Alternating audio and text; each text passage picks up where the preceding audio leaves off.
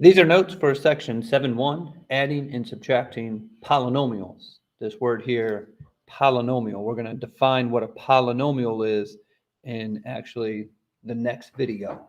To get to a polynomial, we first must define a monomial, which we'll get to here in just a minute. But to back up, to set the table, in chapter 6, the last couple of videos we put out or discussed, the last test that we discussed a whole bunch of exponent properties. Multiply by the same base, add, power to a power, multiply. The reason we spent so much time talking about exponent properties is so we could set the table for the rest of Algebra 2, the chapter or the class that we're in now. Because chapter 2 moves us away from linear equations, and that was chapter 1, or I'm sorry, Algebra 1, semester 1, linear, and it's the exponents that get us into higher order math. So now that we have a decent understanding of how exponents work, we're going to see how these exponents move us from Algebra 1 to higher order math. And specifically in Algebra 2, the class that we're in now, we are going to be spending quite a bit of time, pretty much the rest of the semester, talking about this word quadratics down here, quadratics. And in order to get to quadratics, we first must understand polynomials. And to get to that, we have to understand this word monomial, our first Algebra 2 word, I guess we could say, monomial. So there's a bunch of terms that we need to go over in this video and the next.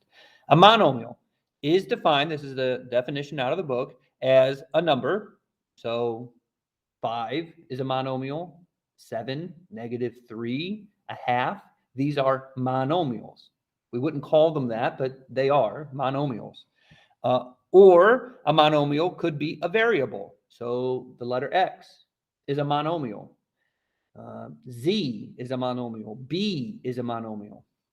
Or it could be the product of numbers and variables. So it could be a number, it could be a variable, or it could be the product, the multiplication of numbers and variables. So again, a number is a monomial like 5. A variable is a monomial like X. And the product of numbers and variables. So we could say like 7x. This is a monomial. This is a monomial. This is a monomial. We could also say something like 8x squared is a monomial. Now, in this word monomial is the prefix mono, meaning one. Now, you might say, well, there isn't one thing here, 8x squared. That's two different things. Well, when we have them as a product, we say that is one thing, that is one term, which we'll define in the next video as well. So there's a couple of rules that we got to play by when we're talking about monomials. They must have whole number exponents, which means we can't have negative exponents. That's not allowed. And we can't have fraction exponents in order for it to be considered a monomial. Not that it can't happen, just that it does not make it a monomial. So I've written some down here in the video, and then I've also attached some examples of monomials. Again, a number is a monomial. The expression 3x, I say that's one thing. The expression 1/2 AB squared, this is a monomial. Now you may say, but it says no fractions. No fractions as the exponent. Or negative 1.8 m to the 5th. That is a monomial as well, even though it's negative. As long as the exponents are not negative, it's okay. All of these things are monomials. Now you might say, how is 10 one thing and 1/2 AB squared? That's also one thing. Well, you can think of it like a peanut butter and jelly sandwich. You have your bread, you put peanut butter, you put jelly, you put it together, you say you have one peanut butter and jelly sandwich. You don't say I have two sandwiches. I have one sandwich because everything is stuck together. You can think of multiplying it, sticking the stuff together. And to contrast it, some things that are not monomials.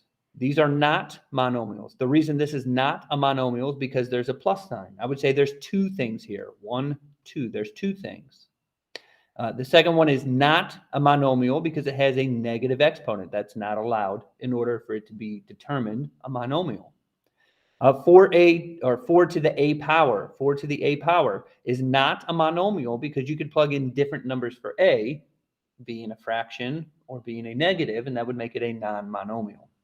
Or in this case of the last example, it has to do with negative exponents again, because we could write 2 to the negative or 2n to the negative first, which is not a monomial. So I'm sorry, I have that written wrong. Let me rewrite that. That would be 2n to the negative first. 2n to the negative first. There we go. That is not a monomial because it has a negative exponent. So in our first couple of questions here, it's a very simple yes or no. Is it a monomial? And if you say no, why not? So number one is a monomial. That is yes, because it fits the bill. Number two, I would say no, because of the negative exponent. It's not a monomial because of this. Number three, I would say no, because I would say there are two, we don't know yet are terms, but two things, 1, 2. Remember, a monomial must be a product. That is a sum, the addition. There's a plus sign. We need multiplication. Number four, I would say yes, that's a monomial. It's a monomial because there's one term here, one thing, x to the fifth y squared. The negative is okay as long as it's not the negative exponent. Number five, I would say no because of the negative exponent. Number six, I would say yes, that is a monomial. Number seven, I would say yes, that is a monomial. And number eight, I would say yes, that is a monomial because it's one thing. It's a 4xyz, one term. All of this stuff is one thing. So that's a basic understanding of monomials. It's a number, a variable, the product of numbers and variables with whole number exponents. Okay, let's talk more about exponents and specifically the degree. This is what gets us into higher order math. The degree of a monomial, as the definition says here, as it says here in the notes, the degree of a monomial is the sum, addition. The degree of a monomial is the sum, the addition of the exponents. So we're adding the exponents, but only for the variables. So the degree of a monomial is the sum of the exponents. We're adding the exponents, but only on the variables. So when it asks us to state the degree of the monomial, I know the exponent on number 9 is 3. However, the degree of the monomial is 0. You might say, well, that doesn't make any sense. Why would it be 0? It has an exponent of 3. It's because we only count the exponents on the variables when we're talking about degree. And the reason we do this is, if you follow me down here, 4 to the third, we know is 64. 4 times 4 is 16. 16 times 4 is 64. Well, the exponent on the 64 is a 1. These are the same number. 4 to the third is 64. Well, I can't say that this would have a degree of 3 because of its exponent, and this have a degree of 1. I can't have the same number have a different degree. That doesn't make sense. And so for that reason, when we're talking about degree, we don't count the exponent on numbers. We only count the exponents for variables. So on number 10, the degree of this monomial would be 2. On number 11, the degree of this monomial would be 3. On number 12, the degree of the monomial is the sum of the exponents. So I would say that this degree is 7. On number 13, I add the exponents of the variables. I don't include the exponent for my numbers. So I don't even need to look at the 5 or 5 squared. So x to the third, to the fourth, to the second would give me a degree of 9. On number 14, I add the exponents of the variables. 2 and 2 is 4, plus 1 more is 5. The degree here is 1. Even though there's no exponent, we assume it's a 1. And on number 16, the degree is 3. And you say, okay, great. I still don't understand what a degree is. What does it matter what the degree of the monomial is? Well, let me have a quick conversation about what degree does for us. The degree moves us from algebra 1 linear to algebra 2 quadratic to algebra 3 cubic and beyond. For example, I know that if I had an equation like y equal x, this is algebra 1, with an exponent of 1, I have a certain kind of math, and that math is linear. I also know, not that you know, but this is my explanation for what the degree tells us, that if I have an equation with an exponent of 2, a degree of 2, that I am now no longer doing linear math, I'm doing quadratic math, which is a different set of math, a different higher order of math, which we have different rules to solve, different rules to graph. We're doing different kinds of things.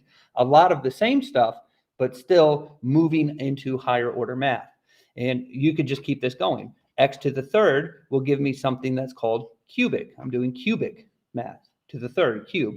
Or X to the fourth, I again am doing a different kind of math. And again, the picture is just to represent the equation that we have, and that it looks different. It's a different kind of way of solving.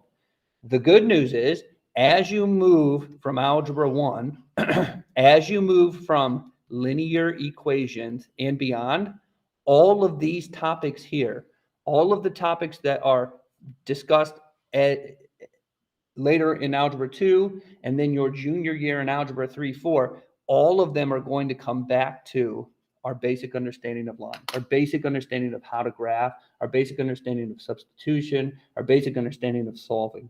So this is why we spend so much time in algebra 1 making sure we can solve and graph, make tables, do substitution. We're setting the course so we can be successful later on.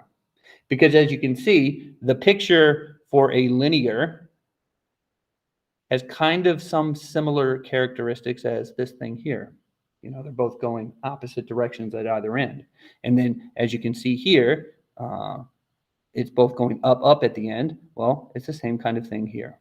So it borrows a lot of the same math. And so we have to spend time making sure we have an algebra 1 linear, and that's a terrible star, an algebra 2 quadratic. I hope that helps. We're kind of in the weeds here, getting real mathy, talking about polynomials, monomials, degrees, but it comes back down to exponents. Thanks a lot, and I'll see you on the next one.